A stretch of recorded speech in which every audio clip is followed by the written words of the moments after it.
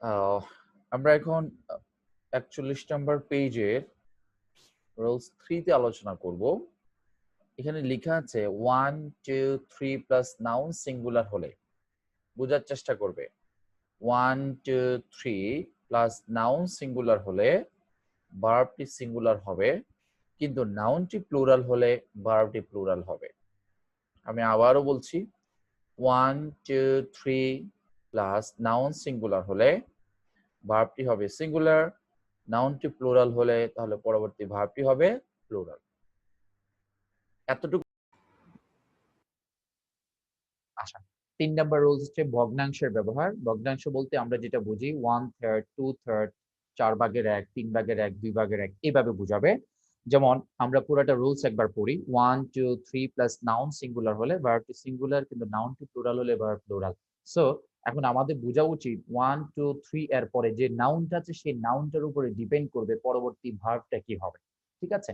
So নাউনটা singular না plural সেটা আমাদেরকে খুঁজে বের করতে হবে। নাউন যদি সিঙ্গুলার হয় তাহলে ভার্ব সিঙ্গুলার, নাউন প্লুরাল হলে ভার্ব প্লুরাল হবে। আমরা ফার্স্ট এক্সাম্পলটা যদি একটু দেখি, 2/3 অফ দ্য ম্যাঙ্গোস। আচ্ছা, আমার সাথে একজন একটু রেসপন্স করো যাতে এই বিষয়টা তোমরা বুঝতে পেরেছো কিনা সেটা যাতে বুঝতে সুবিধা হয়। জি, সালমান। জি ভাইয়া। এখানে ভগ্নাংশের কোন ক্লুটা তুমি পেয়েছো প্রথম সেন্টেন্সটাতে? জি ভাই, টু 2/3 2/3, অ্যাবসলিউটলি রাইট। আচ্ছা বলো তো এই সেন্টেন্সে 2/3 এর পরে কোন নাউনটা আসছে, এখানে কোন শব্দটা হচ্ছে নাউন? ম্যাঙ্গোস। ম্যাঙ্গোস। ম্যাঙ্গোস শব্দটা কি মনে হয়, সিঙ্গুলার নাকি প্লুরাল? প্লোরাল।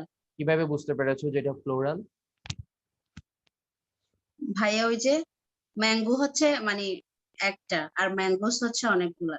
আচ্ছা, আমরা জানি ম্যাঙ্গো শব্দটা হচ্ছে সিঙ্গুলার, নাউনের সাথে ইএস যোগ করে এখানে প্লুরাল হয়েছে, এই হচ্ছে বিষয়। যেহেতু শব্দের শেষে উ আছে সেই জন্য ইএস যুক্ত করে সেটাকে প্লুরাল করতে হয়।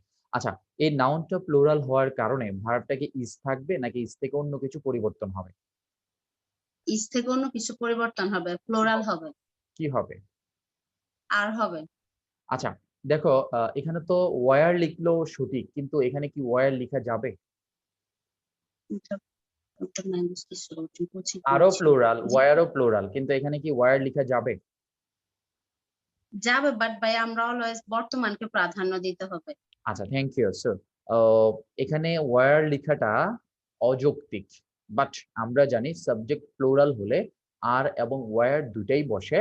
তোমারটাও লজিক আছে, বাট খেয়াল রাখতে হবে এখানে অলরেডি বলে দেওয়া আছে ইজ। ইজ মানে প্রেজেন্ট কে ইন্ডিকেট করছে। সো প্রেজেন্ট কে যেহেতু ইন্ডিকেট করছে আমরা এখানে ওয়াজ আর শব্দটাকে ব্যবহার করব। আর শব্দটাকে ব্যবহার করব। ঠিক আছে?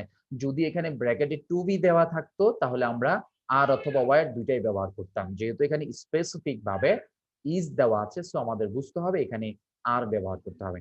Thank you so much. Next এক্সাম্পলটা একটু বলো। জি ভাই, 1/3 of the mangoes is rotten. সেমই তো। সেম জি। এক্সাম্পল, সো এখানেও কি হবে, আর হবে নাকি? হুম, আচ্ছা, জি। Third example.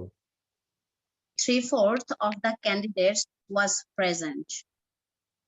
ভাই আমরা জানি যে কোনো সেন্টেন্সে যদি ভগ্নাংশ আকারে কোনো কিছু থাকে তাহলে তারপরে দেখতে হবে নাউনটা কি সিঙ্গুলার না প্লুরাল।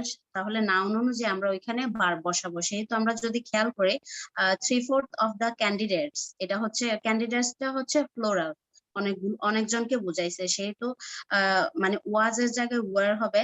ভাই এখানে ইজ হবে না, কারণ এখানে অলরেডি ওয়াজ দেওয়া আছে, সেহেতু আমরা এখানে ওয়ার বসাবো।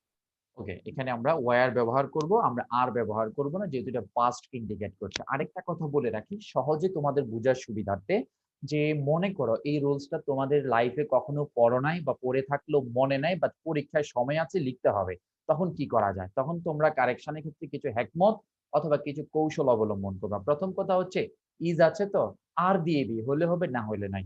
এখানে ইজ আছে, আর দিয়ে দি, হলে হবে না হলে নাই। এখানে ওয়াজ আছে, ওয়্যার দিয়ে দি, হলে হবে না হলে নাই। মনে রাখতে হবে যে সাবজেক্ট সিঙ্গুলার হলে ভার্ব সিঙ্গুলার, সাবজেক্ট প্লুরাল হলে ভার্ব প্লুরাল। নিশ্চয়ই প্রশ্নটা ভুল আছে, এটার অল্টারনেটিভটা দিয়ে দিলে পরীক্ষা হয়ে যাবে। এরকম কিছু টেকনিক তোমাদের অবলম্বন করতে হবে যদি পরীক্ষায় মনে না থাকে অথবা কখনো পড়ো নাই কিন্তু সময় আছে। সময় থাকলে আনসার রেখে আসবা না, অবশ্যই 100% আনসার করে আসতে হবে।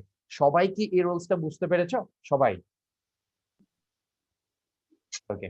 Thank you.